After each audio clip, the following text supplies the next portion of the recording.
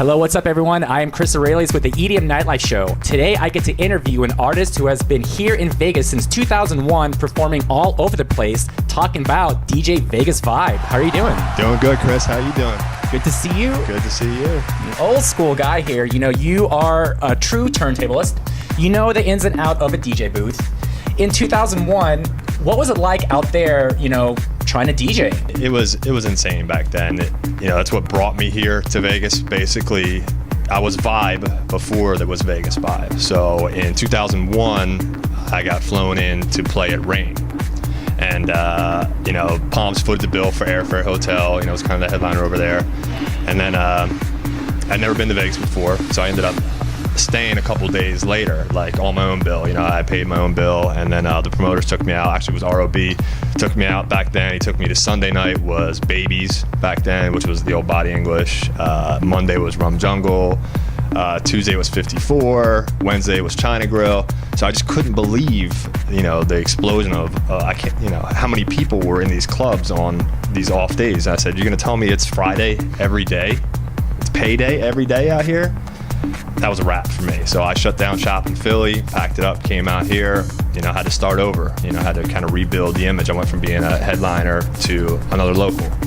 So then, I just rebuilt, I rebranded the name and just kind of built it from there. I never put out Vegas Vibe until I played pretty much every club in the city at that time. Tell me about that first gig over at Rain. They brought you out there. I mean, that is a huge venue. How did you feel, when it was your turn in the DJ booth, and here you go? How was that feeling? What were you doing at that time? It was amazing. I mean, it was just, phenomenal. That was back then. Rain was the #1 club in the country. You know what I mean? So I felt that I'd finally reached something. I was already traveling on the East Coast and stuff, but nothing on that level. And it was awesome getting to perform with ROB, who, in my opinion, is hands down the best DJ in this city. ROB is a great turntablist as well. And back then, we're talking about actually playing records. Yeah. You were lugging in your vinyl. Yeah. And do you think that the sound quality, from that vinyl, is overall just the best compared to, let's say, using USB stick nowadays? Well, I mean, there's the warmth of the vinyl, you know what I mean, which, we all still love, at least us old school guys, and these young cats won't know anything about. You can't fight the technology, you know what I mean, as far as all that goes. But if I had a programmer to send out a sonic wave to just wipe out everybody's Serato box, I would, because it'll put a lot of DJs, real DJs, back to work. How many crates of records did you lug around with you? These are heavy, I mean, I myself, has carried around records for a long time, and were you prepared? Like, did you really have like a few amount of records you were going to play, or did you just come into the club with a bunch of record bags? I brought two record bags full, 50 apiece. I brought at least 100 records with me, and just throw down. You never know, Especially being at Rain, it's kind of an open format over there, so you got to bring a little bit of everything. And then on top of Rain, I saw you also perform at Studio 54. Yeah. We had those great EDM nights where we were throwing down on that stage, all vinyl as well. Yeah. Same with Taboo, amongst other places. How long was it where you actually got to play with those records until it slowly started, diminishing, and you don't really find those turntables in the DJ booths anymore? It was only a couple years, and then it kind of faded out, as far as, and what happens is that the clubs aren't building the DJ booths for vinyl records anymore. You can't play them anymore because they're not built right. The booth isn't set up right, so that the vibrations are just going to knock the needle off the record anyway. So, like I said, you can't fight the technology. From then, you went to CDs, and then now we got the whole Serato generation going on. And do you ever miss that? Do you think that, maybe one day you're going to want to just play like an all vinyl set somewhere? I do. I'm actually in the process of putting together a night over at one of these local spots. I don't want to release the venue just yet, but I'm calling the night Analog. And it's going to be an open turntable format, but vinyl only. No, strictly wax, no CDJs, no laptops allowed. And I'm hoping it's going to bring out, the real jocks of the city. You know what I mean? The ROBs and the guys like that to come in and just come throw down. You'd have like a 4 turntable, 2 mixer setup up there. Everybody just get down. I don't care how bad your records are scratched up, you know what I mean? But just come and play and get down, you know. You'll be hearing some snaps, crackles, and pops, but it is real vinyl. Yeah. That sounds great. I cannot wait to see that coming up. You know, in the meantime, other than just DJing, you are into your production as well. Correct. When did you get started with that? I've actually been, you know, self-taught for the past, 7 years, and that's what I've been learning. That's starting with sound design, you know, from the fundamentals of, you know, building a synth, you know, from a synth wave. You know, I don't want my sound to sound like anybody else. You know what I mean? And what I've been trying to do is build this sound where it's noticeable. And I kind of like to reference Benny Benassi. When you hear Benny Benassi, when he came out with that Satisfaction song, you know, you immediately knew any track that he put out after that, because that was his signature sound, because he made it from scratch. You know what I mean? Nobody else sounded like him at the time. So that's what I've been working on, you know, building my synths, building my sounds and stuff like that. And right now my album's getting actually close to getting wrapped up, and, you know, getting the final touches on it and everything. So nice. What do you like to use? Is it inboard gear, outboard gear? You know, is there a certain program you like to work on more? Or analog synths? What do you like to use? I'm definitely an Ableton guy. I like the sound design capabilities of it, and then as far as rendering out, I like to render out in Logic. You know, get a fatter sound out of Logic. Cool. I cannot wait to see your album coming out. I'm sure it's going to hit big, and your own creative Vegas vibe sound. Yeah. You know, and everybody's going to start noticing you because of that sound. Yeah. You have something coming up. You're going on tour soon, aren't you? I do. I'm heading back to Korea again, and then these guys are lining up a bunch of shows in Asia. I know the one is mint for sure. They haven't disclosed any other spots yet until they get it locked down, but last time I went to Korea was off the hook.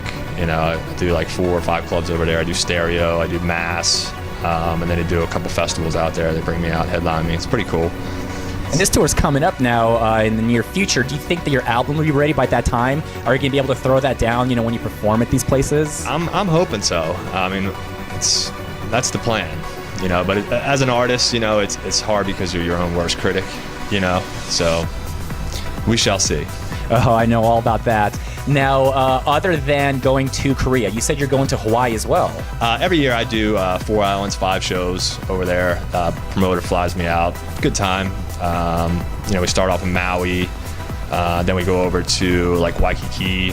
Then the next day we do the big island of Hawaii itself, and it's so large. I'll do 1 day in Kona, and then the next day they drive me around to Hilo, and then the last day is on Kauai, the little island. So I do the last show there, and then the promoter gives me 2 days vacay, you know, right on the beach in Hanalei Bay. It's good. Now that's in the near future, but in the meantime, I know that you are performing over at Monte Carlo Friday night or Fridays, the pool party? Yeah, I do the pool party at Monte Carlo right here every Friday, 12 to 5. It's awesome. So since Body English Nightclub and After Hours in the Hard Rock Hotel and Casino has opened, you got a residency over there. How do you like performing up on that stage? Oh, I love it. I love it over there. It's the DJ booth is where it should be, front and center. You know, right in the mix of the crowd. You know what I mean? Great interaction, great vibe, great sound over there, and great crowd. You know, it's just awesome. I love it. In the meantime, how can we keep up to date? You know, your tour, your music. Give us some of your links where we can find you. You know, first and foremost is djvegasvibe.com. You can find me on every link. You know, SoundCloud, Facebook, all of them. All you got to do is DJ Vegas Vibe. It's either / DJ Vegas Vibe or Vegas Vibe. If you Google me, I'm like 80 pages deep. You know what I mean? If you put DJ Vegas Vibe in, it's endless on how much stuff's there. Now, you and I have been record collectors for a very long time, and, you know, I think that it was about us, like, having, you know, the best of the best to rock a crowd. Right. You know, now that electronic music has gone mainstream, do you think that it's all about, you know, your music, or do you think there has to be an image that comes along with you now? Well, it's a little bit of both. I mean, it's definitely, there's an image. I mean, it's a business, you know what I mean? People are rebranding, people are using aliases. But you got to be a full package. You know, you got to have your logos intact. It got to look good on the flyer. You know, I'm not one for the whole gimmicks type thing, but you know, you got to have like I said, the full package together. You know. I mean, do you think people need to reinvent themselves? You know, every couple of years? Is that where it's going, or I mean, do you think that one person can just, you know, stick with his guns and, you know, succeed? It's a good question. We were talking before about possibly rebranding of some other stuff and coming up with an alias, but You know, like Vegas Vibe is kind of pigeonholed into that kind of party rock type, you know, vibe basically. So, you know, in the EDM stuff, they don't want to book me so much, you know, next to a Paul Van Dyke or something like that, where they bill me, you know, as this big Vegas DJ, and it's an open format kind of sound. So that's why I'm kicking around ideas for a new rebranding of something else that, you know, that's not attached to Vegas Vibe. You know what I mean? You know, in all these places you played, you know, in Vegas and abroad, you know, tell us one crazy story, some kind of a DJ gig that you had that maybe stands out in your mind that you remember. Could be silly, could be weird, could be anywhere. What was something that really just, you know, you remember about now that you'll be telling your kids about one day? I don't know how crazy stuff would be, but I mean, one of my favorite gigs, you know, to date would be in Korea at Club Mass, and just the vibe over there is just insane. It was like, over there, it's like the rave scene was here 10 years ago. The harder I played, the more they loved it, you know, and I'm playing for 10,000 people, you know, in front of me. And it's just, hence the name Mass is the name of the Club Massive, and it was just off the hook. Sounds fun over there. You know, if you had somebody in mind, whether it be at that club or anywhere that you would like to collaborate with, you know, who would that be? Who would you want to, you know, see in the DJ booth with you performing? Crafty Cuts.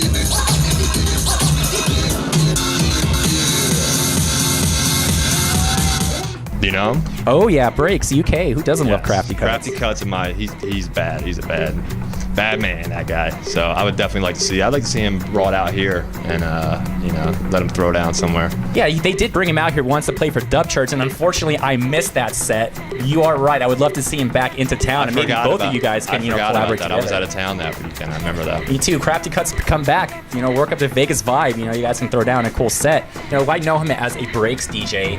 That's one of the genres that has not been so much focus on the strip out here. But now again that, you know, EDM is mainstream, all these sub-genres are starting to pop up, like breaks or drum and bass. I mean, do you think that those genres can make it on the Vegas Strip, or do you think it's just going to be, you know, the 4x4 for some time now? Well, I mean, I hope it will. You know, in my opinion, a lot of the new, you know, this mainstream way it's going is putting the EDM music kind of, you know, it's kind of garbage, a lot of it. You know what I mean? But Crafty, he's real diverse. You know, he almost like his style that I like that he plays is called like new funk. He's kind of taking like the old funk records and just kind of bringing them up to par, putting almost like a dubstep background, dubstep bass lines into them, and it's got you know, swing to it, you know, and that's what I really like. I mean, and he likes to cut and scratch, and you know, I don't know if you've seen my sets, that's what I like too. So. Yes, you are a true turntablist. You know how to scratch. You know the ins and outs of that DJ booth. You know, we were talking about that earlier as well, because we have, you know, a ton of records that we've collected throughout the years, white labels. And you're going to be bringing some of those back and like sampling some, you know, in your own production? Correct. You know, there's a lot of like the UK stuff and the tidy tracks and the old UK hard house stuff like that, and the white label stuff like that. And I think guys that like us that have that, you know, old vinyl collection is what's going to separate us from these new young upcoming producers who don't have access to that type of stuff, you know what I mean, to get those kind of samples and stuff like that. That's what I play. I've never sold a single record of mine. I've got a 10 by 10 storage unit, floor to ceiling, all vinyl. There's one walkway, it's about this big, and nothing but vinyl. So, you know, since I've known you, it's been a while, you have done radio, you're a club DJ, and you've done raves. Right. So you're doing all of it. I mean, do you have a preference? You know, do you like one, you know, or the other? Do you play different sets when you're, you know, playing on the radio compared to, let's say, throwing down in a club or a rave? I mean, definitely, you know, there's definitely a difference between radio and any kind of outside, you know, club or rave. Radio, you know, there's not, you know, an audience to, you know, like to vibe off of. You can get away with a lot more. You can get away with a lot more cutting and scratching and stuff because they're not, you know what I mean, specifically out dancing. It might not be like that. You know, clubs, raves, you know, I love the big raves. I love, you know, the big festivals and stuff like that. Do you do a lot of scratching and cutting, like if you did play a big festival there, or are you just focused more on, hell, having a great time? Well, I'm always having a great time. That's why I love, you know, what I do. And but as far as cutting and scratching, yeah, I push the limit, and I always have. I'm constantly up there. If you see my performance, I'm up there sweating. I'm never not doing anything. You know what I mean? And I've always been a big fan of taking kind of the minimal minimal electro tracks or minimal tech tracks. And, you know, I come from like a 90s hip hop background, so there's nothing, you know, more I love more than laying hip hop acapellas over, you know, these dance tracks and doing actual live remixes, like where it's really live. It's not pre-edited. It's not, you know. Is that what it's like when you're DJing in the clubs? You know, do you think about that, you know, before you go on, you know, that I want to cater towards more of what they want me to play, where there is, you know, maybe I have some stuff that I'm going to play that they might not like?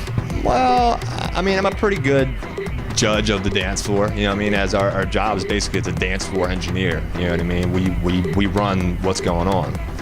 So, and you got to play off the vibe, you know, and here it's different, you know, here in Vegas, you know, you kind of got to cater a little bit, but at the same time, you know, a good jock can push the envelope at the same and still make it work, you know? I think. Indeed.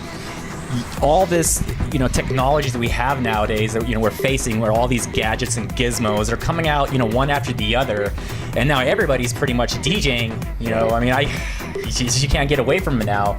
I mean, do you think that person as yourself who has the knowledge coming from like the real DJing, you know, do you think that all these new free Js are calling them? I mean, do you think that's kind of hurting the scene, you know, DJing for free just to get themselves known?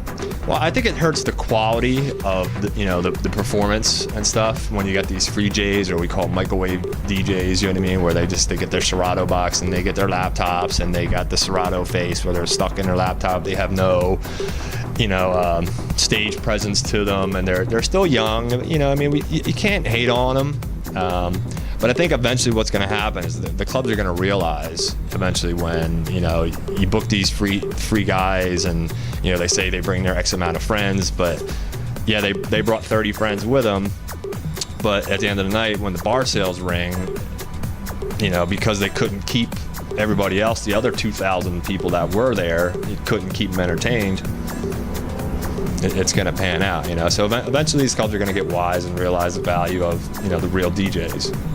Yeah, I mean, I was into electronic music since I was 11 years old. You've been in this for a long time as well. Do you think that this hype on electronic dance music is going to last, or do you think it's going to maybe start dying out after a while? I think it's going to stick around. I mean, I did an interview I had a full-page spread in Nightclub and Bar magazine in 2008, and one of my quotes was, "DJs are the rock stars of tomorrow." And that's basically what's happening. You know what I mean? Like turntables back then, a couple years ago, before the CDJs, turntables started out selling guitars, you know, as a musical instrument or whatever. So it's definitely here to stay. Hey, DJ Vegas Vibe, keep a lookout for him. He's going on tour. He's got an album coming out Fridays at the Monte Carlo. Starting next month, again, we'll see him over at Body English Nightclub and After Hours in the Hard Rock Hotel and Casino. Keep a lookout for this guy, real turntablist, producer. I'm Chris Aurelius with the EDM Nightlife Show, talking to DJ Vegas Vibe. See you guys again soon. Keep it locked.